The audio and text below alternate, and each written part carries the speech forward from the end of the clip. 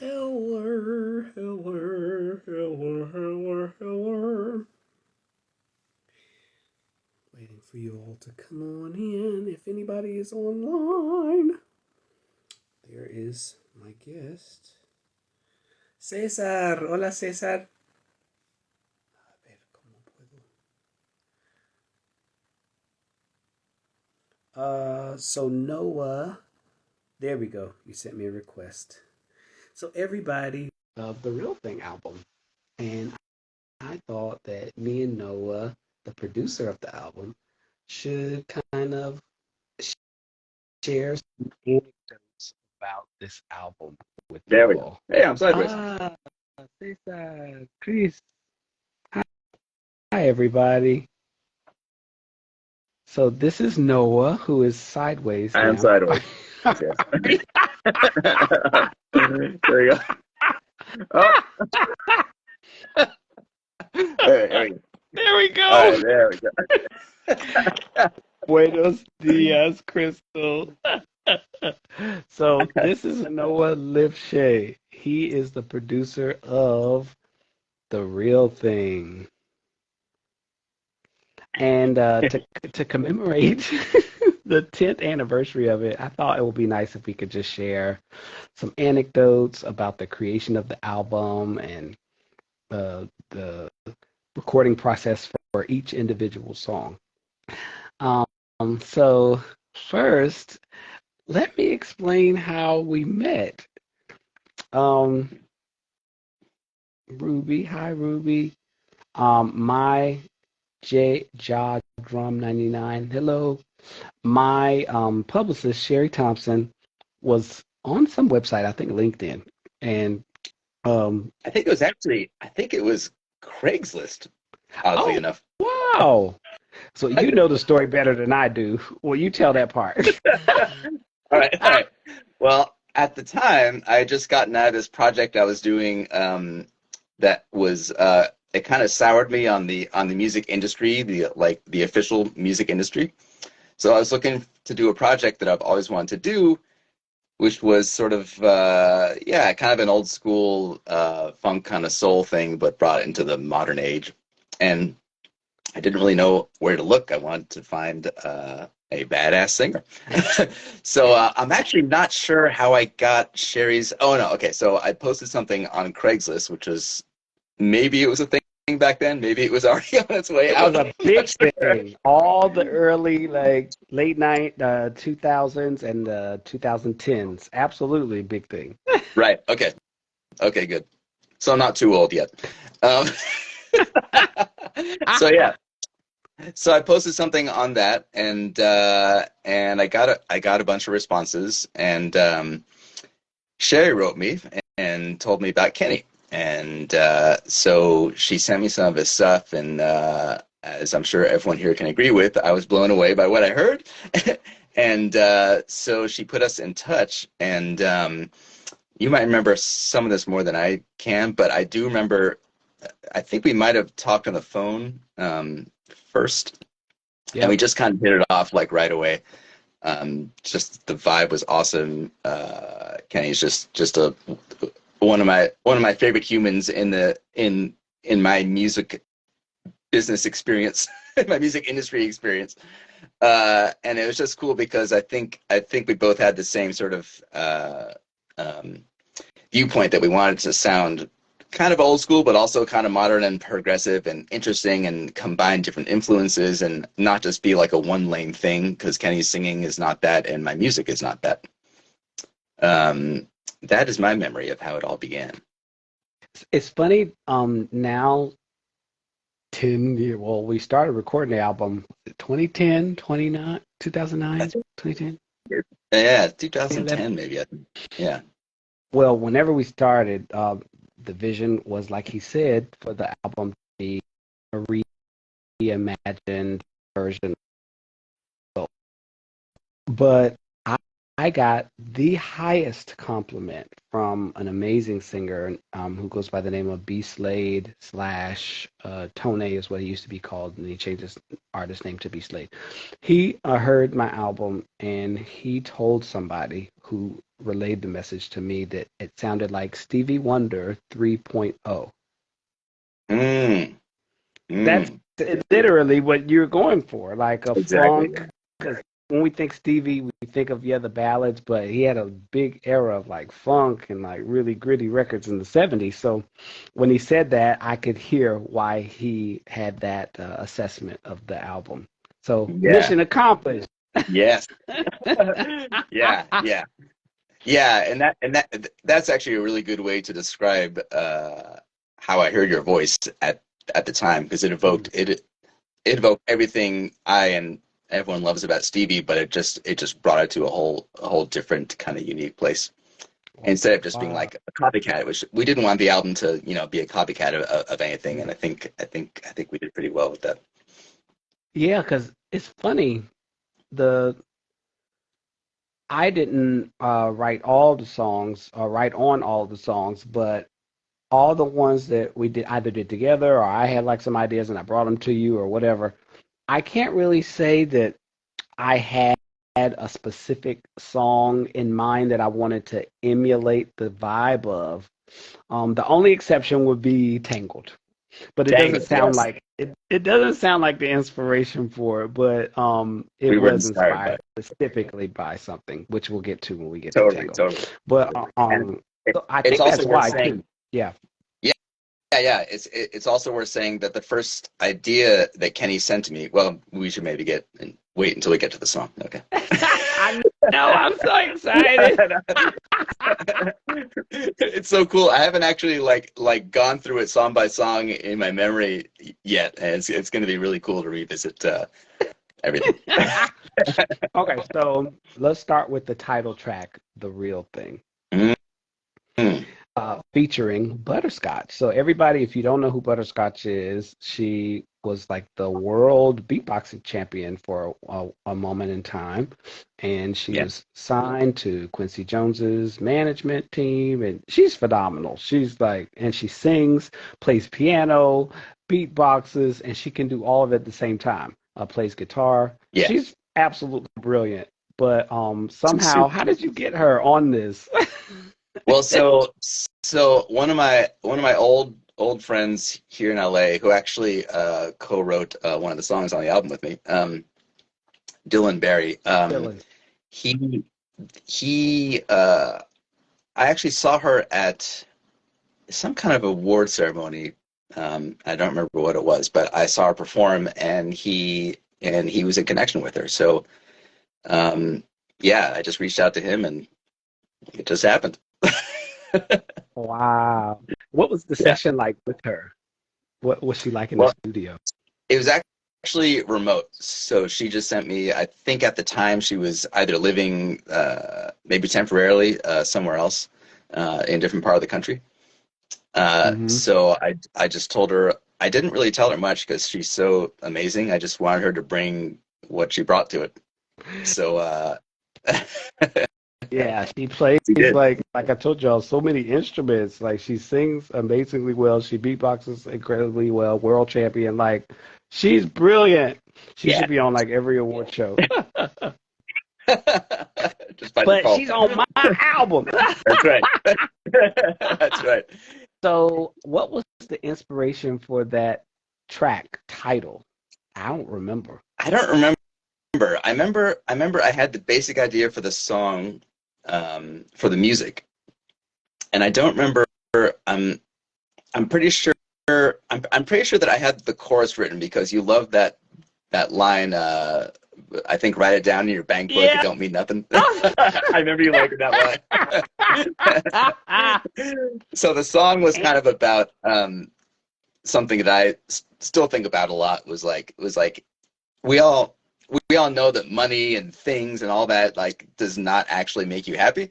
Um, it's kind of hard sometimes to get out of that in this society and kind of like that mindset. But that's what that song was about the real thing, which to me, and I think Kenny agrees, is like human connection and connection to your art and your creativity and all that. That's kind of uh, that's what I saw as the real thing in that song lyrically. One thing I remember that was special about the recording session was I think recording all the songs, but this one is an example of that.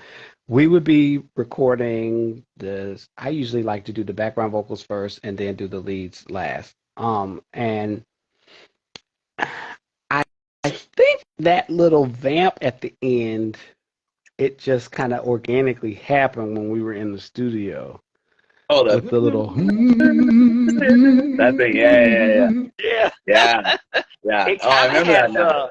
it kind of has like a Andre Crouch, like a prayer vibe. How the choir swells like on the backgrounds on the Madonna like a prayer. Yeah, In my mind, yeah. I was hoping it would have that kind of like haunting kind of sound. Yeah, yeah. Yeah, that was cool because the song is so like up and positive, and then that kind of like spooky thing comes in at the end. It's a really cool contrast. I totally remember that happening. Yeah. And you kind of don't realize his vocals if you just listen to it on a stereo. I think like if you listen to it on headphones, then you can hear like, oh, those are actually voices because I didn't have they weren't singing vowels. I think I just had my mouth closed and I was humming in the mic because I wanted to be a Yeah, really dark kind of haunting sound. It yeah, was fun. It was fun. yeah. Okay. Track number 2 feels Real good. I'll good. start So, this one. all right. So I think this is the first idea I sent you. Yep. I was working at Howard University at the time on campus, and as many artists and songwriters get ideas just in passing, and you pull out your phone and you record it in your phone. So I happened to do this day, and I don't know, this might have been a few months before we even started working together and met. But I just had this little idea. Dum dum dum dum dum. And I just Mhm. really liked it. And I just kept kind of vibing to it and I recorded it and I sent that to him. I was like, oh, this fits the vibe. It's like funky and yeah, it kind of had like a funkadelic George Duke kind of vibe to it.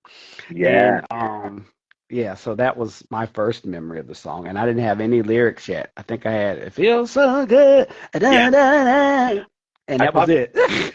I probably still have that email somewhere.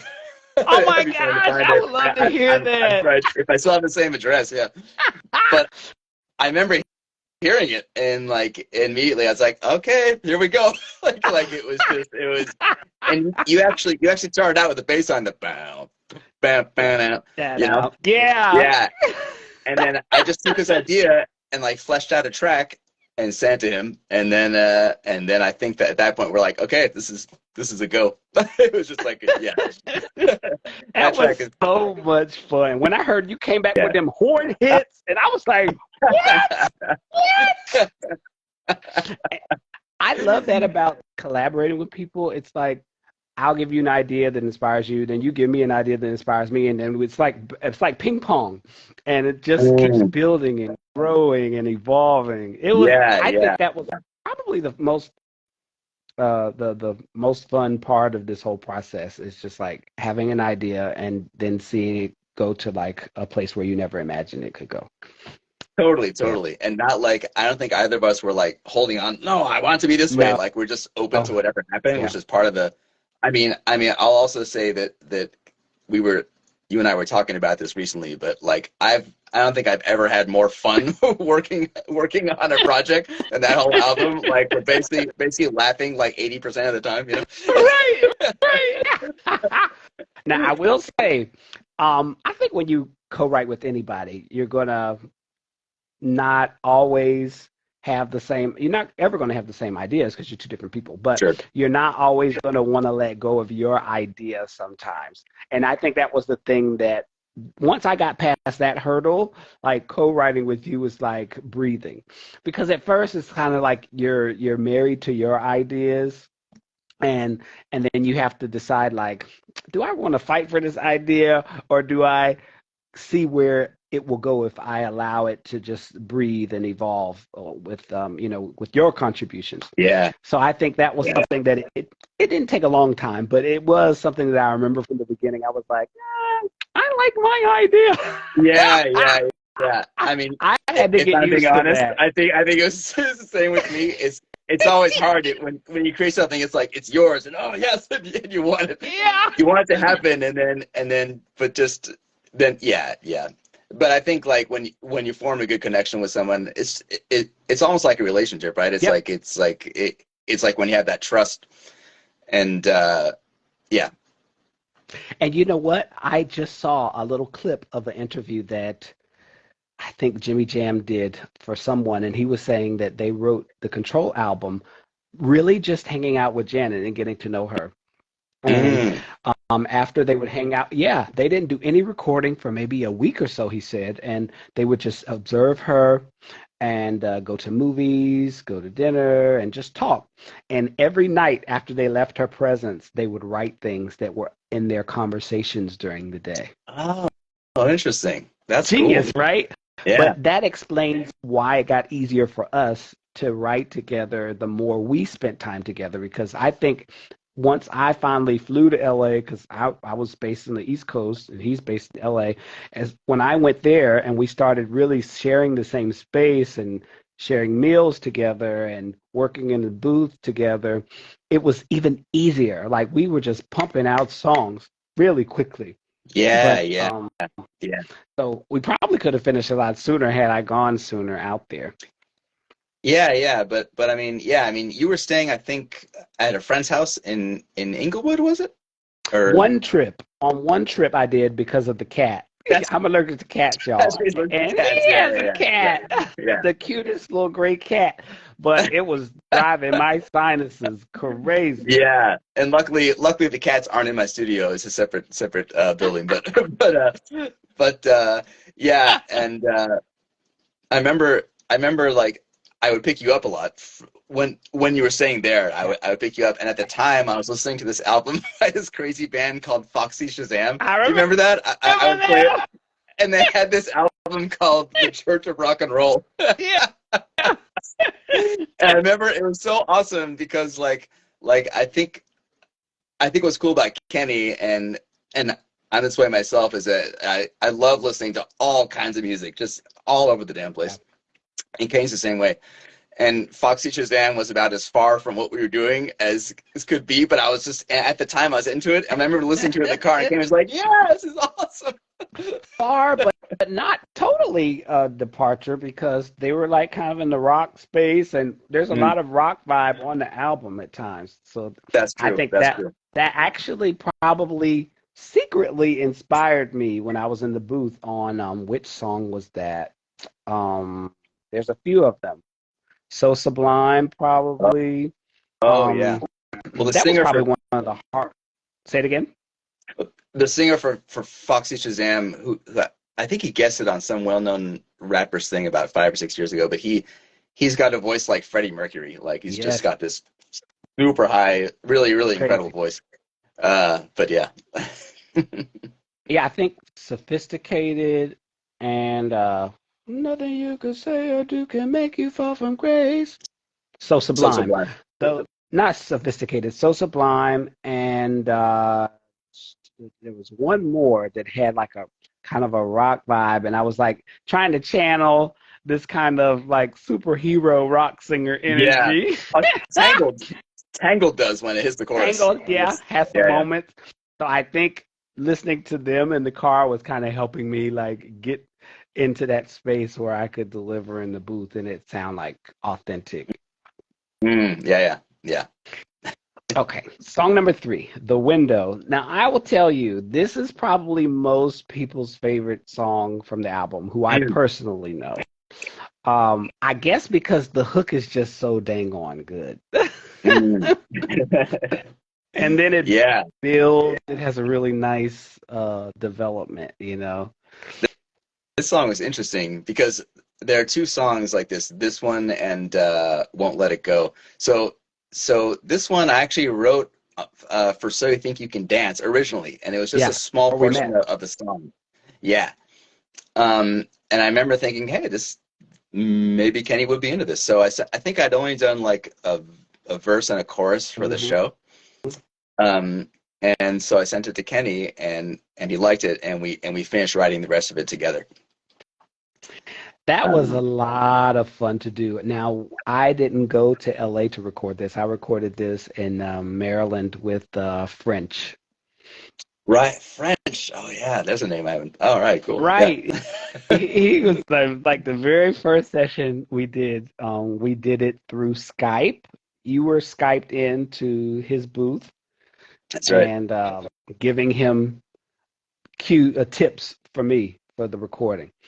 And singing lines, singing parts. Yeah, Because yeah. I don't know if you sent me a fully completed demo. I don't think so. I mean, I think I might have actually sang on the original one that was Yeah, on yeah. So You Think You Can Dance. Yeah.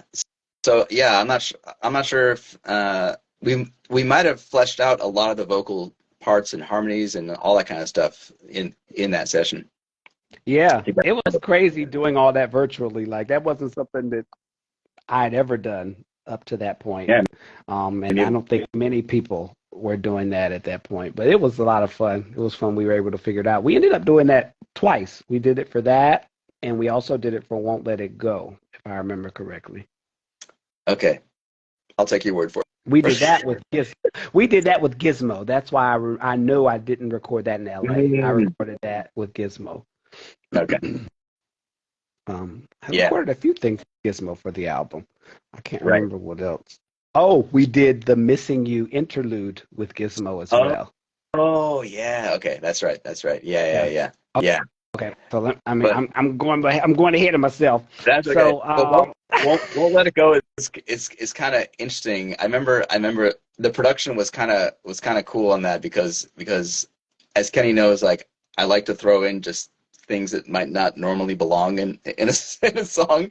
So that the main part of it is a harpsichord. You know, the main hmm uh that actually opens the song. I think it's a combination of a harpsichord and an electric piano. I think. yeah. Um, hmm and then I don't remember if I had Chris Bruce. No, no, he's not playing on that one. I think I'm playing guitar. He's on Woman. He- He's on Woman, and he also played the solo on another song. Trying to think. um, I think when we get there, I will remember. I want to open this up. It's shrink wrap. Let's see. There was so many people on this. Geneva Renee's in the comments. She's in the video for the window. Hey, Geneva. Okay. Olivier. What up, Olivier? What is that thing you were just holding? Is it a CD? What is that? What a compact disc. Compact disc. Wow. Is it digital? Never heard of it. Jackson. Timon, you're welcome. Hey everybody. I'm just gonna reintroduce Noah. Noah Lifschey here was the producer and co-writer of the Real Thing album with me over 10 years ago. So to commemorate the 10th anniversary of the album release, I thought we should get up here and just share some of the backstories of the songs and the creation of the album. So we are only 3 songs in. Closer. So this was one of my favorite songs to record. Mm, Um, because it felt like kind of like a country song a little bit mm, in the sense of the guitar vibe a tad bit, but also just the story arc of the lyrics. And on top of that, it just has these nice dynamic builds. So it really allowed me to be very nuanced with the singing. mm, mm. You sang that here, right? And yep, yep, the whole thing. It's like the verses have little funky moments, but then the hook has this nice little clean pop kind of vibe to it, and it was a lot of fun. It was a lot of fun. I felt free to just do whatever. I like singing things true to the melody, but adding in a few embellishments here or there just to make it really pop and special. And I think this is one of the songs I was able to really balance the two aesthetics, more of like the clean pop sound and the little soulful embellishments. Yeah, yeah. Yeah. That song was one that I wasn't sure would actually fit, because it's definitely like you were saying, it's got a bit of a country vibe, which is odd Yep. because I don't really listen to country that much. Well, maybe maybe bluegrass. I was into bluegrass at that time, so maybe. But but yeah, it's like very guitaristic, and it's not really. I wouldn't at the time I wouldn't have classified it as like something that would fit on the album. But it was a song I wrote a long time ago actually, and I just threw it out at Kenny and said, "Hey, what do you think of this one?" And so he made it his, which is obviously what makes it what it is now. I'm glad you said that because that's probably why I approached it the way I did because I wanted to make a conscious effort to have a consistent stylistic performance vocally on the album, Mm. regardless of what the styles of the songs were and the like kind of genre subgenres were. I wanted something to be kind of consistent. So I put a lot of thought into how to make the vocal somewhat funky, but then true to the overall vibe of the song. And I think we captured that perfectly. Yeah, yeah. It was fun. It was a lot of fun. Um, Woman. Yes. Woman. Yeah, I this love is this song. it's a great song. It's, I think you had written most of it at that point. Yeah, I think I at least had the hook Okay. and the bass line. I'm a big bass line rhythm person as like the ideas in my head. They usually start there. I usually have a kind of like a drum sequence in my head, Mm. um, and the bass line, which is of course going to dictate the chords. And then I had the concept of woman. I wanted just to write something beautiful about women because they're awesome. And I really wanted Lisa Fisher to sing the female part. Yeah, yeah. And this is before everybody was like going Google eye crazy over her because I don't even think that documentary had come out yet. It might have, but I don't think so. I don't think so. But yeah, I don't think it was out yet. But I have been a fan of hers since like forever. I just knew that I wanted like a soprano who was like really free and could just soar and do a lot of really colorful coloratura kind of stuff. So I couldn't get a contact for her, and people who know her refused to give me her contact. Ah, we're kind of sort of connected now, so hopefully that won't be a I problem in remember the that. Yeah, future. yeah. Give, give me 1 second. Okay, but so couldn't get Lisa Fisher's contact, so I reached out to a few other singers, and Wayna, who was like an amazing artist, singer, was so gracious and recorded it in her studio. And I'll let you comment on how her vocals came back. Man, I mean, is It's there been a long something, time. is there I something remember special? you were saying Like, I mean, they were you were beautiful, surprised but by like, how clean they were right. Yes, because she recorded them, I think, at her home studio, and you were like, I "These think the so. qualities, these vocals are really clean." Because that was a real big issue with Noah. Noah is like a super stickler for audio quality. Nothing can peak. No, I mean, of course, it's a professional recording, but I mean, he's a nerd about those things to a Yeah, scientific. yeah, So yeah. whenever we would do things in another studio, if it didn't sound right, he would, have tips, and then we'd have to go back and tweak stuff. But he didn't have to do any tweaking really to her vocals. They came like back No. so crystal clean. And you never know, like when, especially if somebody's recording it at home, like a lot of artists who don't have a mixing or engineering background, and it's no one's fault, but they don't really necessarily know about all the stuff that I geek out about.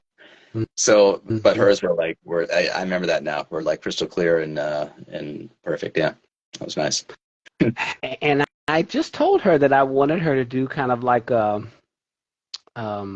is that thing called when you have like a descant, just sing some ambient kind of Mm. high notes, and she killed Yeah, it.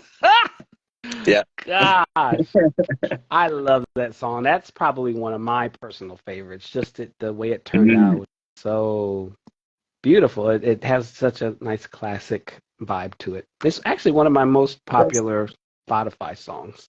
Okay, yeah. No, yeah, that song is cool. I don't remember if that's the song that I had that yeah, it is. So the keyboard player, man, I can't remember his name. He's also playing organ Yeah, on yeah, you were freaking he out about him and Chris right, Bruce. right. Well, I can't remember the keyboard player, but he's like the band leader for Jimmy Kimmel's band. The keyboardist. I can't remember his name, but I'm anyway, just gonna I open knew him and through see. a friend of mine who he played with, and I had him play electric piano on that one, which Wow. really added a nice vibe. Like I can play, I can play keys, but I'm not a keyboard player, and he's phenomenal, and he He brought a lot to that. he threw a little hot sauce on it. Yes, there was some hot sauce onto it. I was always saying these kind of country references to Noah, and sometimes I could tell you would be a little lost. But after we were working together so long, you would be like totally like in the zone. Yeah. I mean, I can't help it. I'm from San Francisco, and I'm in LA. I'm like Mr. West Coast. But I got some good education. Okay, so I'm reading it now, and dang, it doesn't have the musicians listed on that. Really? Uh, Dan Lutz is listed for the bass, That's right. and Dan Less is on acoustic on that one, yeah. Let me just look up here. Let's see. Band leader. I'm surprised that he's not listed on. Let me see. Yeah, that's strange. I'm sorry. Uh, so the real thing had Lifschey Fern on backgrounds. I That's remember right. you were telling me about working with her. Where'd you meet her? Man, I think I actually met her also through Dylan Barry at that time. Yeah, and I believe she actually came here to do that after you had left. Um, Yeah. yeah, I mean, and she's a total pro and a badass, and yeah, it's w- yeah, I really, not only am I a stickler for, like, the technical stuff, but and this may sound snobby, but I have to work with the best. Like I don't I just want to work with people who are really pro and just kind of bring it. Um, and obviously you work together, and you form things and you create new ideas and all that. But Yeah. she's at that level where she's just a total pro, and just came in. And Kenny too. I mean, I didn't know before we worked together when he flew down here. Like I have no idea, like, if it's going to take forever to record these vocals, or I had no idea. And it was just awesome. I mean, Kenny's just top level, as you all know. So it's like, yeah, that's something that just makes it all a lot more obviously enjoyable for me to do when you're working with people like Kenny, and pretty everyone on the album is at that level. We'll put the check in the mail, sir. Thank you. So she is also on backgrounds on Feels Good. Yeah, on Good. And Mitch Manker was on trumpet and trombone on Good. That's right. That's right. He's awesome. He's this guy down in San Diego, and I just sent him the horn arrangement that I have, and he just did it all live himself. Wow. Down in San Diego. Yeah. Let's see. We did Woman, Tangled. Okay, so Mhm. what I remember from that is you had on this chalkboard, or was it a whiteboard in It's a your whiteboard. studio, like some ideas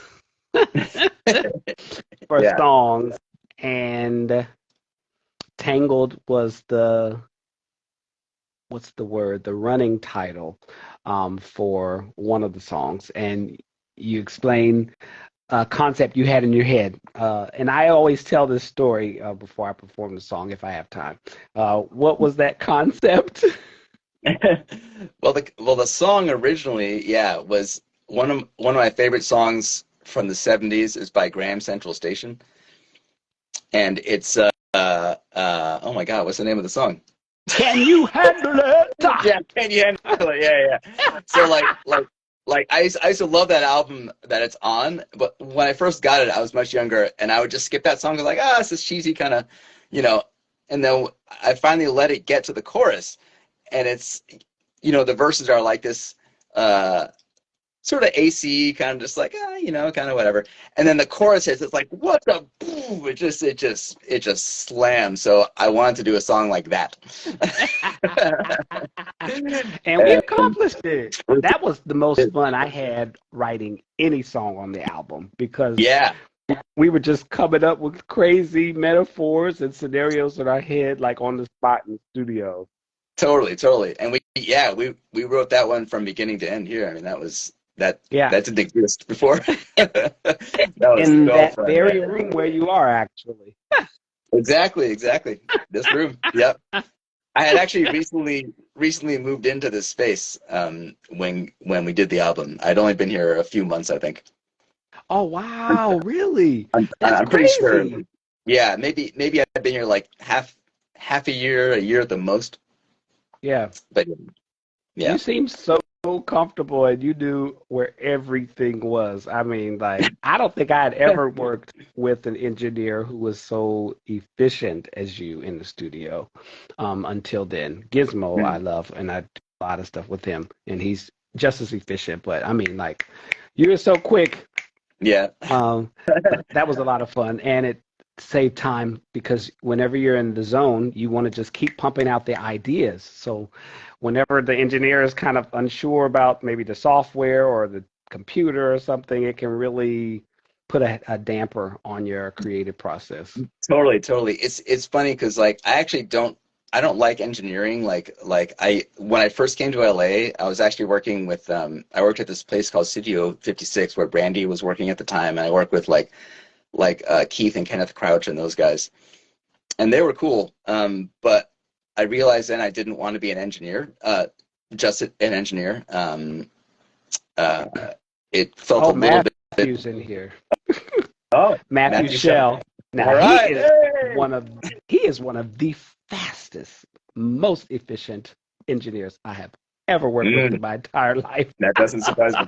That Oh doesn't my surprise God. me. So yeah, so like and when, the reason why I usually don't like working with another engineer when I'm doing stuff is because I like to work super fast. Like as soon as I have an idea, I just want to do it. So like that's why I end up Yeah. just engineering my own projects, which is fun. Which is fun. I don't like engineering other people's projects.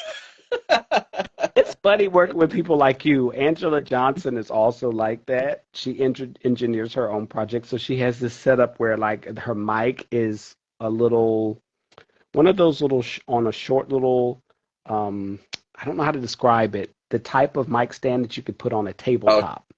okay. That way she could like run her software and then be ready to record. Oh, It's that's so funny. amazing. Yeah.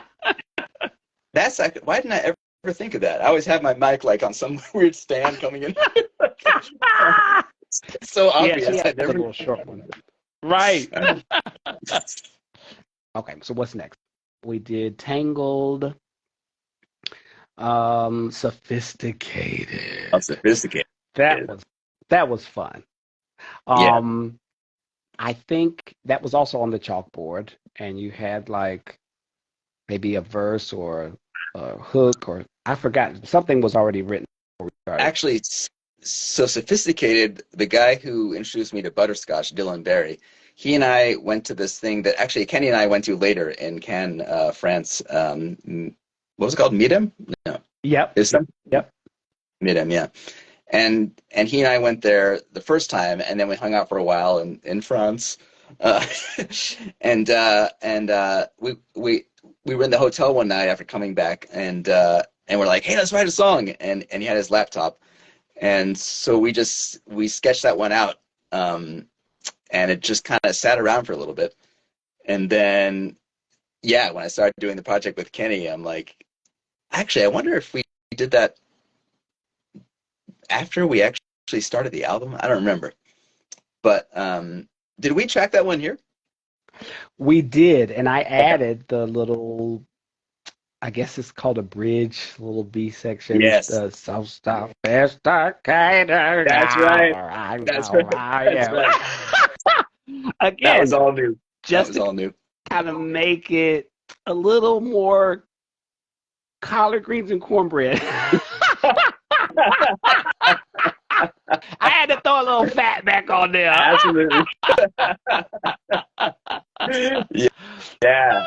Yeah, that's like one of my favorite songs too. And that part is one of my favorite parts on the whole album. That's, oh, That was makes me one of so my happy. favorite to sing because it just comes out of nowhere. Yeah, yeah. We had like a lot of moments making the album where we had moments like that where we're both just like dying like yeah, it's like Yes, yes. We'd be so excited, like, oh my God, this is so cool. yeah. Oh gosh. Now, what was the song where we recorded some of the vocals or like the background vocals or something from the bathroom? Because you had a very echoey bathroom right beside the studio. Yeah, what was And that? you Man, and I you don't would remember. keep a microphone in there to catch that ambiance Yeah, for a yeah. few of the songs, even if I didn't record anything from in there. You know it, baby. Nothing you can say to make it from grace. I think some of So those little so background parts. sublime. Yeah, yeah, yeah. Oh yeah, that's right. I don't remember exactly. Yeah, it's entirely possible. Um, I do remember that because you had like, and actually that mic was on a little tabletop stand that right, you had in the bathroom. right. I think I should put it like in the bathtub or something. Yeah.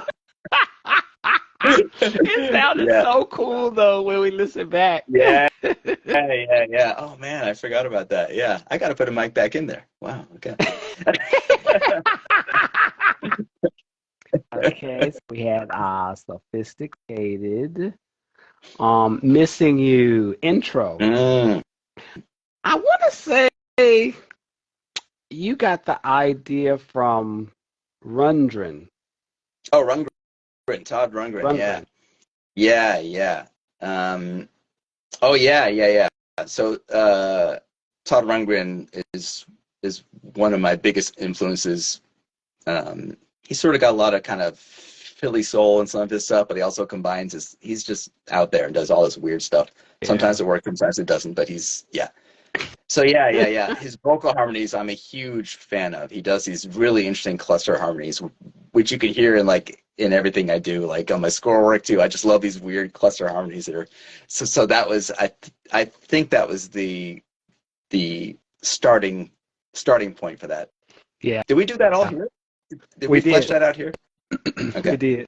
We just it took us a while to figure out what to do. I think we just had a tonic note and then just started. No, we didn't do it there.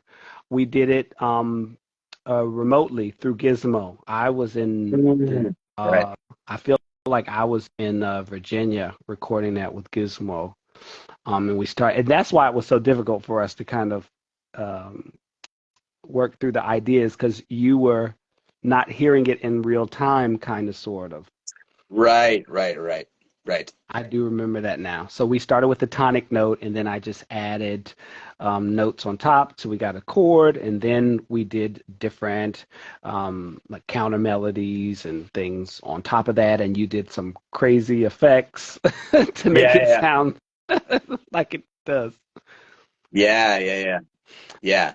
Well, the song, the song "Missing You" is Kenny's song, and completely, I think. And yeah, that one was cool. I think we decided to just keep it super simple. I don't remember if we had some other ideas at first, like of like a full arrangement or anything, and then we decided to simplify it, or if we just We weren't sure what to do, but as we laid the foundation, we decided to keep it. right, right, and Because I that actually showed you the chords on the keyboard. I was like going through the chords, and the chords just kept coming to me on the spot. I was like, oh my God, then it's going to go to this, then it's going to go to this, then it's going to go to this. We didn't get have this all the lyrics though. Right. I just had a hook. I actually had like a lucid dream kind of experience where I heard the hook for the song Mhm. over and over and over. So I said, okay, let me wake up and record this in my phone. So that was the foundation. And then when I got at the keyboard in your studio, the chords for the verses came and stuff. So then we wrote all the lyrics together for the I verses remember that. and the Okay, bridge. yeah, yeah, I love that song. That song is so beautiful, and we I had that song's got Chris Bruce playing. I played the guide guitar on it, and then I had Chris Bruce come in. I actually don't think I played guitar. I think we just went. I think I had you on piano for it for like the scratch part, Yep. and then Chris Bruce is just. I think he's one of my favorite guitarists of all time. He's played with Seal. He's played with yeah, like tons of great artists. Just and he's the kind of guy. He's playing on a couple other tracks on the album, but he comes in, you play him the song once, and he goes, okay, okay, let me hear it again, and then you play it again, and then he plays it incredibly and perfectly like the first time. You're like, what? He Oh doesn't my write God. anything down. He's just like Josh Creedy, the drummer, is like that too. Mm, They can just hear a song once or twice and then just nail it from memory with all wow. these incredibly like improvised, beautiful extensions and interpretations of what he did. So he came here and did that. He plays through this little amp, this little old Fender amp, and yeah, he's just a joy to work with. A really soft-spoken guy, and yeah, that really added a lot to that song. I have a question for you here from Max Ochoa from Peru. Hey, Max, ¿qué pasa, pana? He's asking, do you have a 500 series behind you? Oh no, this is something I've become obsessed with recently, which is modular synthesis. And this is like here, I'll just show you because I like to nerd out about it. This is yeah, so this is like a Moog here. That's like a semi Mauser. So uh, that's what all that is. um, uh, Max is a very talented engineer. I met when my band was touring in Peru some years ago, Oh, and cool. he was in Miami. I want to say a few years ago, working with some bands there. He's wonderful. Yeah. Okay, so what's next? Missing You, we did. And you know what? Missing You was the one moment in the booth where I actually got like overwhelmed with emotion. So like when you hear the little ad lib, come home, I was feeling it by that moment. And I'm not saying I Mm. don't always feel it, but I really, really on a very deep level was feeling the lyrics. And I can't necessarily relate to the lyrics per se. So it was interesting that I was having such an emotional experience, but I can actually hear the emotion every time I listen to that vocal. And that might be why it resonated with over 1.5 million people. Yeah, yeah. Well, it's such an intimate song. The way we ended up doing it with the arrangement is it's like mostly just you and the guitar. And Yeah. when a song is really naked like that with its arrangement, it's just you have to have you you have to have like what you brought to it. It's just got to be a full vocal with emotion and the vulnerability that I could hear in your voice in Yeah. that track is part of what makes it so beautiful. So much fun. So that's my mom's favorite. Actually, when the album came out, parents they're gonna be encouraging. So what she said was, "Oh, I love that Missing You song," and she just kept singing it. That's like her song, but that was her way of saying that's the only song she liked.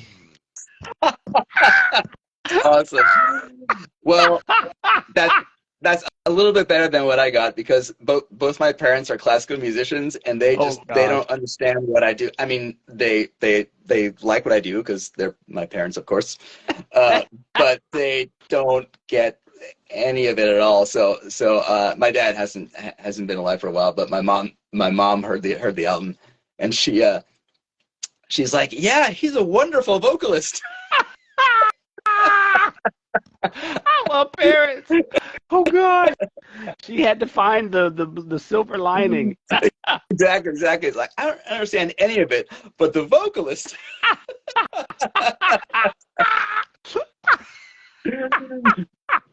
So Oh Kenny God. was able to reach like an old classical music, Oh God. Thanks to my vocal teachers. Thank y'all. Thank y'all. Okay. Missing You. So Sublime. That Mm, was a lot of fun. For me, I probably had the most fun on a lot of these songs doing the backgrounds because the backgrounds mm, are so like they come in so quick, the entrances, and it was fun developing different ideas to accentuate certain lyric parts of the lyrics or just adding in different embellishments here and there. That one was a lot of fun doing the background song because to me, when I sang it, I kind of felt like, especially on the hook, the B section leading into the hook, that it kind of had like a seal kind of vibe. So in my mm. head, I was Yeah, trying to like kind of channel that a little teeny bit, yeah, and yeah, then yeah, yeah. but then on the backgrounds, they were so quick and so fast and so bright. I was thinking more like Michael Jackson on the backgrounds on that. It was a lot of fun. Mm, yeah, yeah. I mean, Seal's another one of my favorite artists, like older Seal stuff, Yeah. from the 90s, I guess. And it's funny. It's funny you mentioned what you said before. I remember telling Kenny this during the session. Is like one of my favorite songs in the history of music is "Use Me" by Bill Withers, and one of my favorite parts in that is "Now, baby." It's the only time you hear claps ever in the song, and I love that. I love that. And I always love putting like a little thing like that in a song. Like, what the hell? Where'd that come from? I love doing that. That's a motif on the album in general, and that's what really made it fun to me, knowing that there were like these things that people wouldn't expect at random moments on each song, really. Yeah, yeah. And So Sublime, that I think that's got that same guy whose name embarrassingly can't remember. He's on organ. Jeff Babco.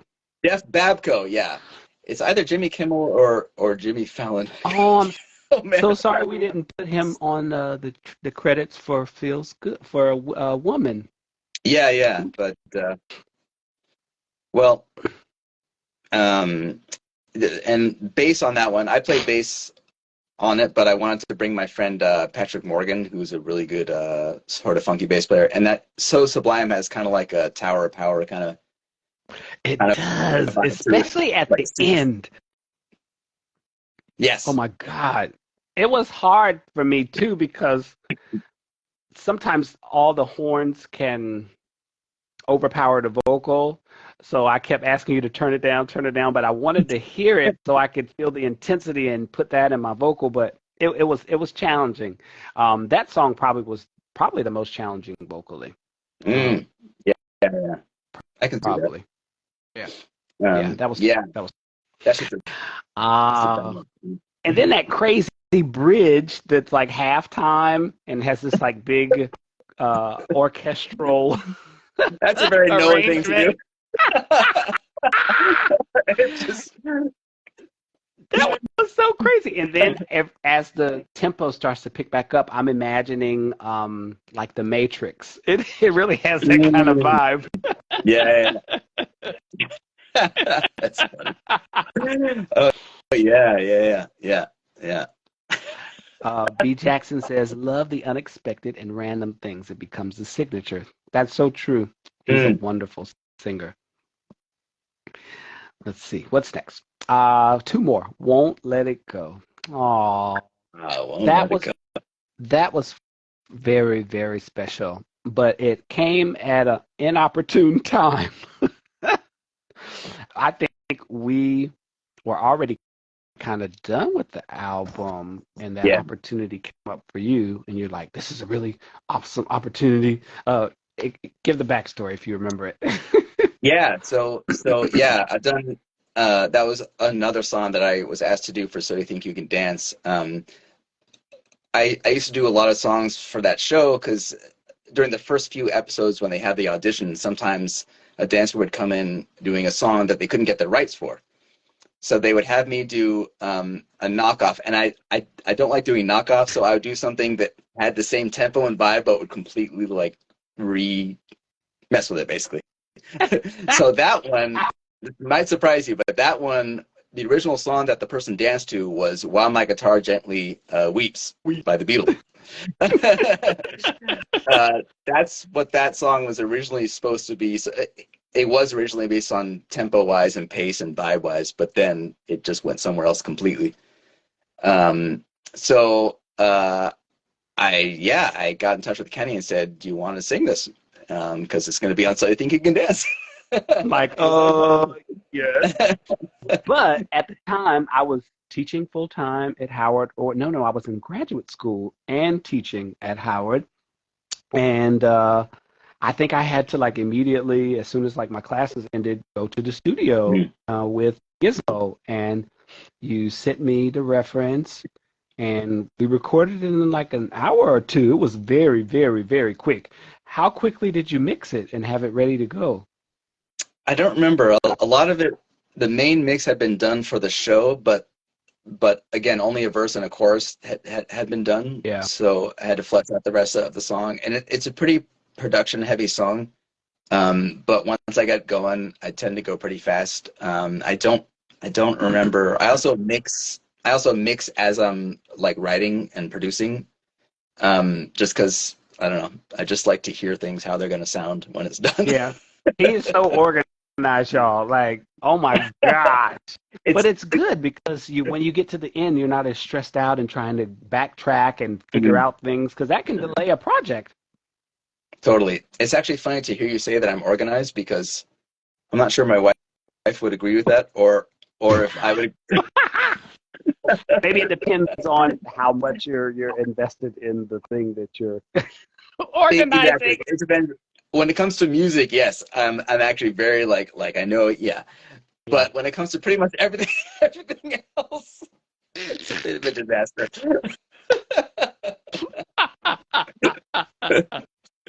But I think that makes sense though because music is about placement and Mhm. harmony and timing, and organization is a key factor with that, to a certain Yeah. degree, you know? I mean, one of the many awesome things about working with Kenny was that like I said before, he just kind of nails it. So like we're of the same mindset. Like when we go for something, we just want to get it and get it done as fast, but as the best it can Efficiently. possibly be. Yes. So there's not a lot of like hand wringing and oh, let's do it again. And like it just kind of happens. And I also believe that sometimes, usually the best moments in performances tend to happen in the moment, not in my experience anyway. Not when you're slaving away over and over again on something. Yeah. Songwriting is different. Like some of the best songs. Well, this album is a good example of that. Like Tangled, we wrote super fast from beginning to end, and Yeah. Taffy also. But then Oh some my of the God. songs took a long time, and but they're both some of my favorite songs on the album. Both like ones that took a long time and ones that we just wrote super fast. So It's true. yeah, but the performance I think just usually has to be kind of in that moment to really get that vibe.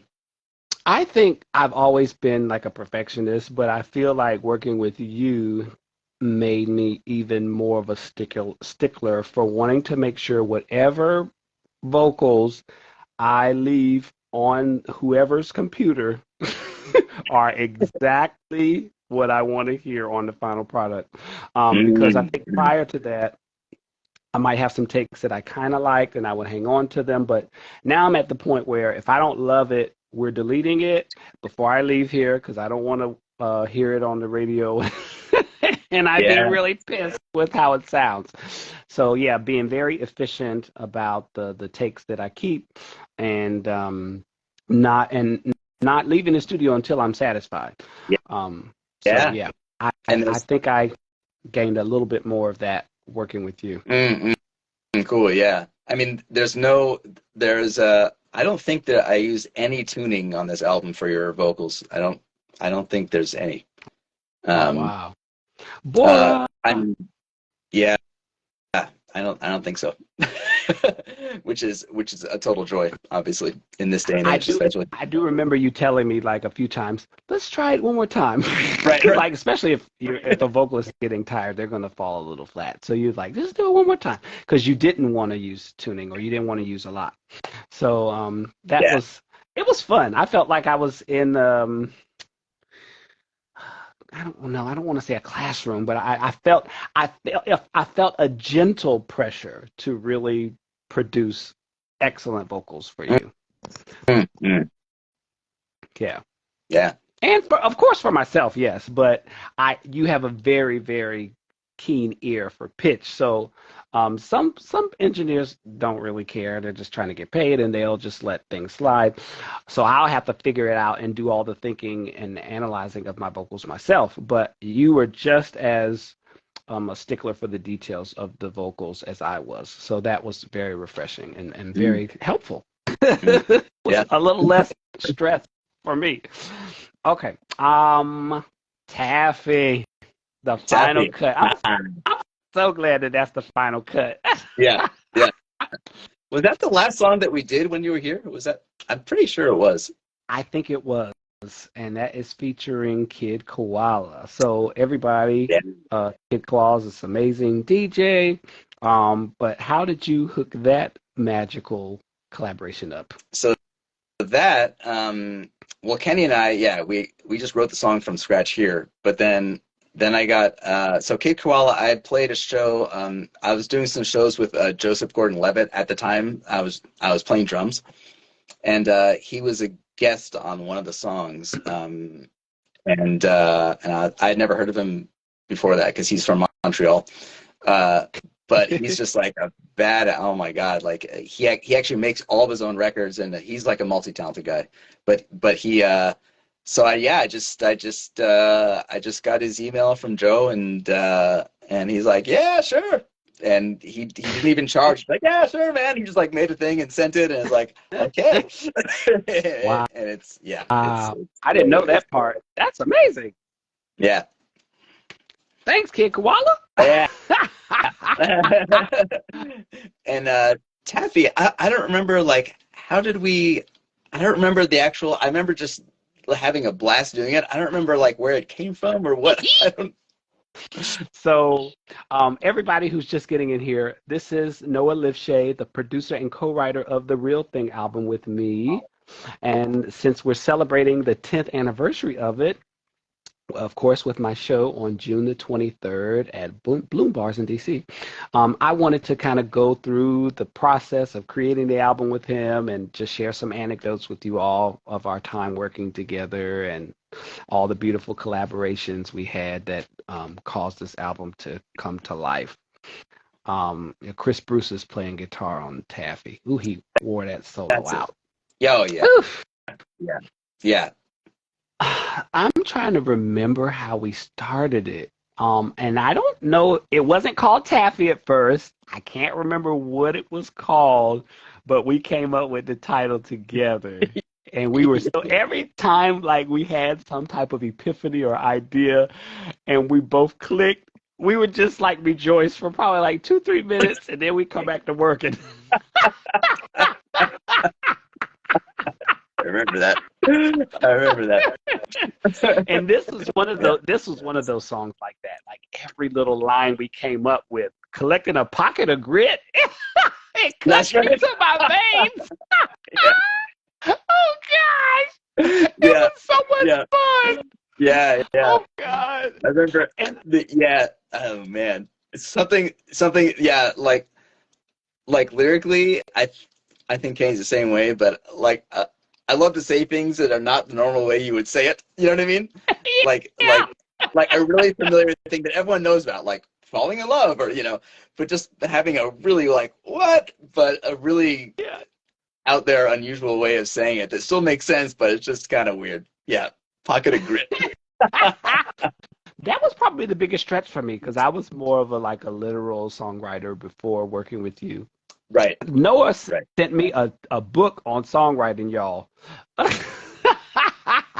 Oh, was that the Writing uh, Better Lyrics one? yep, By writing Pat? That's a better. great book. It's a wonderful book. So he was like, just look through some of these lessons and it'll just spark some different ideas. And so you won't use like so many cliches or just write the typical, I love you, let's make up, blah, blah, blah. So that was a very, very big help for getting me to just think outside of the box. Even though Mm. I write poetry, I didn't really approach songwriting the same way. I would have an idea for a story in my head, and then I would just tell it, and then figure out how to make it rhyme, and then that was it. But you really whipped me into shape, Lifschey.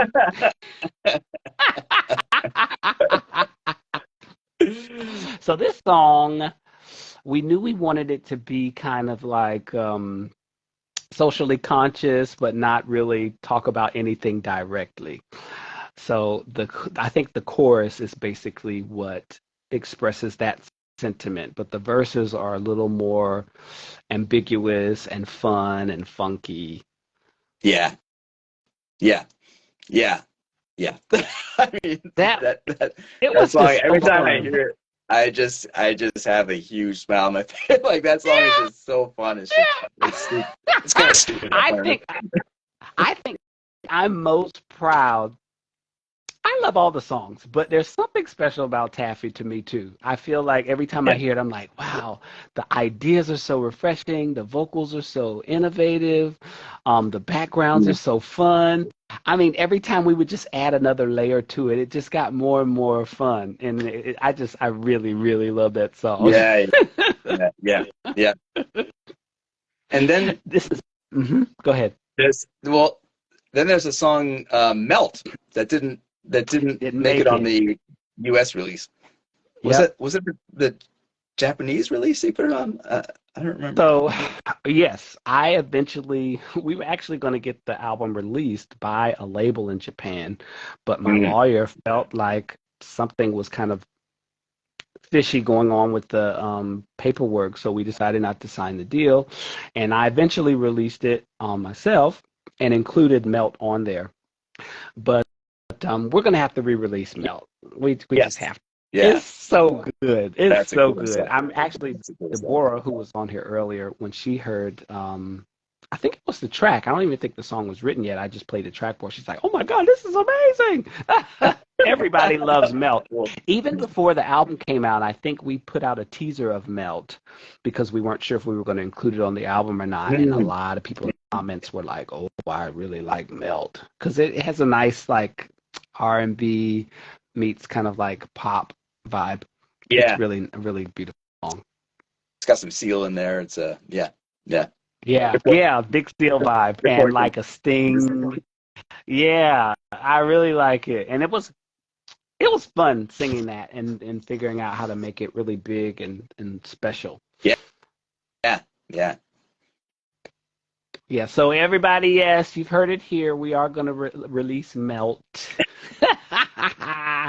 as a little special addendum to the album. Yeah. Um, and I guess that's it, I Noah. guess Oh my so. gosh, This is the this real is thing. this is completely random. Yeah. Not surprising. Uh, but I just had this memory of so my studio is in this separate place downstairs, and then we live upstairs. Yeah. And I remember Kenny and I would go up there sometimes. I was living on my own then, and Kenny had never had kale chips. Oh my I don't gosh. know what got into Oh my mind. my And, gosh. and I made some one night, and then I think we had them like all the time after Those kale that. chips were good. And so kale chips are a thing now, but they really weren't back then. Mm, And you made them in the oven. I'll never forget it. I did. Them I kale did. chips were good. And you didn't even Yeah. put anything special on them because the ones you buy in the store, they have like nutritional yeast and all this other stuff. You Yeah. just put like salt and Just garlic, right? Something like that. just olive oil and salt, basically. Yeah. They were so good. Yeah. You heard Oh, it and I here first. remember you got you got them. You made them because you were getting these produce boxes every week. That's right. I got a CSA thing. That's right. That's right. And they would send me stuff. I'm like, what do I do with this? So I just like figure out a way to cook it. Yeah. Matthew is asking, and actually Matthew did a remix of The Window. Yeah. And it's a really beautiful Awesome. remix. Yeah. Yeah. He's asking now, he says, if you want a chill Afrobeat remix of Melt, ooh, that might be dope. Let me know, and I'll be honored to make a remix of it to accompany the re-release of the song. Thank you, man. Yeah. I like that. Yeah. Ooh, that would be dope. That would. Yeah. Let's do it. We have a lot of stuff that hasn't been released. We have Willie, hi Willie, Vanessa, a phenomenal vocalist. All of my vocalist friends are in here. Nice. Oh my gosh, everybody. We have a remix of Feels Good that Ahmed Sirur did, and it's so it's got like this kind of gospel vibe and meets house. Nice. Feels so good. Ain't gonna lie. Oh, and it's got these really cute church chords in there with the organ and stuff. It's really nice. Oh, yeah. I want to hear it. That's awesome. All right. But it's been so hard trying to prepare any type of release with grad school. Like I'll be finished hopefully by Christmas with turning in my dissertation and everything. But once I'm done with all that, then I could really think about being an artist again. Yeah. One like frustrating thing for me working with Kenny is that I love playing live also, and I so want to be playing like most likely drums live with Kenny. I was like, oh man, and we can never make it happen because we're on different coasts, and I'm working here, he's working there, or he's in Europe, Right. Two ships sailing in the night. Exactly, but it's got to happen at some point. It's got to happen. We got to make it happen. Yeah, because we've never done a show together. Never done a show together. Nope. It's madness. That's crazy. Never even did an open mic together. We went to one. We went to the Congo Room. That's right. That's right. That was like what, 5 years ago or something? 4 or 5 years ago? No, we were working on the album, so it was like we were 11, 12 years ago. Oh, that's right. Oh my gosh. Well, and my friend was there, Yazara. That's right. That's right. A phenomenal singer. Oh my god. Yeah, and Jamie Foxx wasn't come there. Here again? I came a few times. But way after the album was done, and you were the Grammys. And then for the Grammys. But then also we went to another open mic thing where I just met you, and then we just like walked around outside for a couple hours after, and then you were only here for like a really short time. Yeah.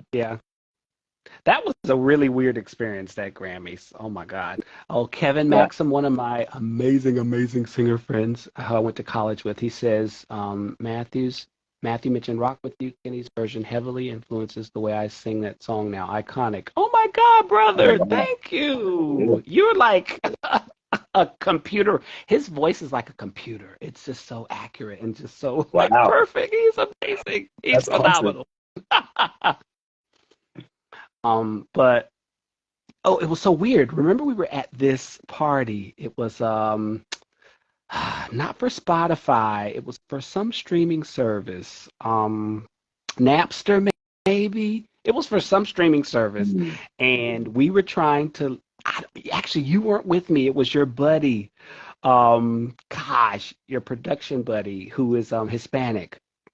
What was his name? You got a Grammy nom with him. Oh, Um, oh. No, no, no. Yeah, yeah, Benny. Benny. Benny. So he and Yeah. we we started kind of going through the crowd and just trying to spark up some conversations with people, right? And he's kind of shy. I don't know if he's still as shy as he was then, but he was kind of shy. Yeah. And I just walked up to some people and introduced myself, and he was right there with me. And by this is so embarrassing.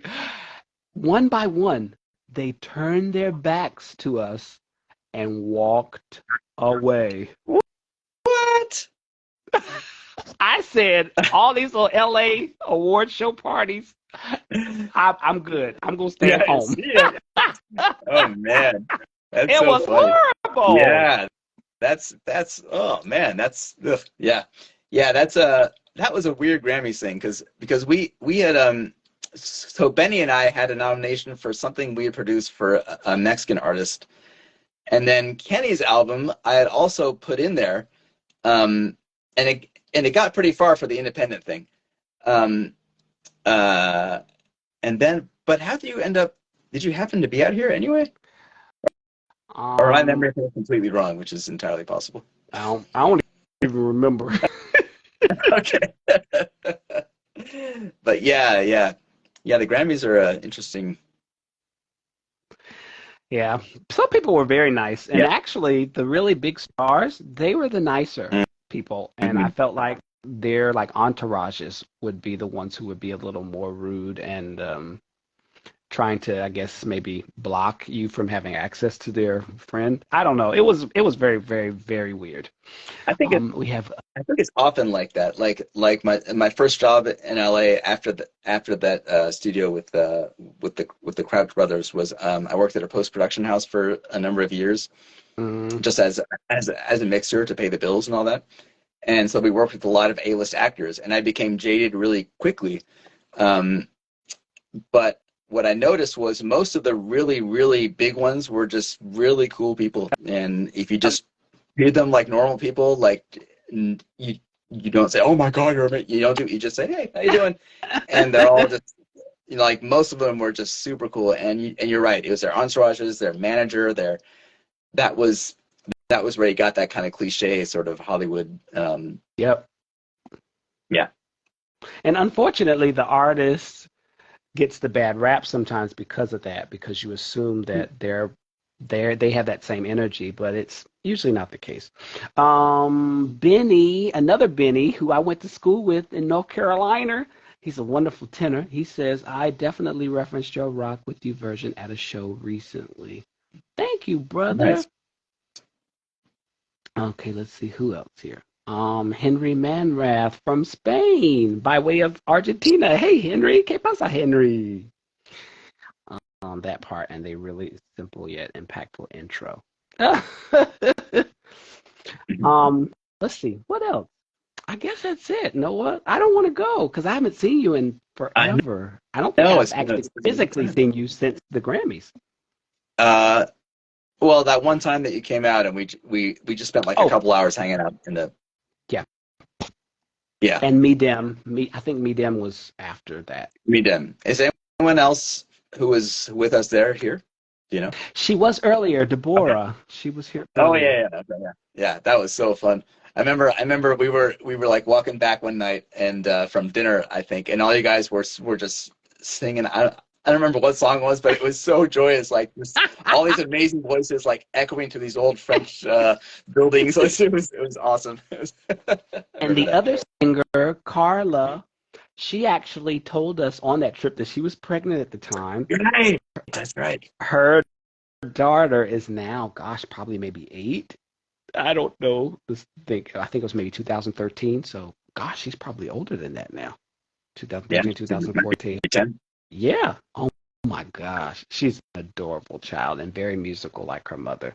Of course. And Geneva, my friend Geneva, she sings in a band with Carla. Hey. Okay. Gosh, I don't want this to end, man. Any I final know, comment? man. uh, Gosh, I don't know. Like, I was just telling my wife that, oh yeah, we're gonna go talk about the album and stuff, and I was just revisiting with her, like it's, I'm not just saying this, but it's one of the great experiences I've had, doing in the song world, doing the album with Kenny. It was just such a relief, especially in contrast to the record industry part that I was in at that time. Mm-hmm. With just unbridled creativity and just not saying no to anything, trying everything, um, just all the different influences, and again, we just had, like, it was just so much fun. Like, it's hard to describe, but the amount that we're laughing here was what all the sessions were like. But Yeah. when we got down, we got down. We had to get down, of course. But Yeah. Yeah. but I feel like that comes across on the album, is like the joy that we had working with each other and like doing the music, and I just, that's why the album for me is still so, like, it's such a joy to listen to. Yeah. To kind of tie it back to the anecdote I shared about Jimmy Jam, I feel like once we got to really know each other and really have deep, meaningful talks about life and politics and spirituality, and I had sushi for the first time with you. That's I was right. deathly afraid of sushi before that. You were like, no, you have to have really good sushi. You just have to have the good stuff. Then you'll like it. I know where we went. We went to that sushi place. It's a terrible name, but I remember that. I remember that. Oh man, yeah. But it I really made creating the album like just another fun little project to do. It didn't feel like work. It was so much fun, and you're just a really kind, thoughtful, emotionally intelligent person. It was just so wonderful getting to know you and creating such a beautiful piece of art with you. I'm so yeah. honored that Sherry, who was on here earlier, brought us together. I'm so grateful to Yeah. her. I'm so grateful to you. I really Yeah, am. I feel the same way, man. I feel the same way. Yeah.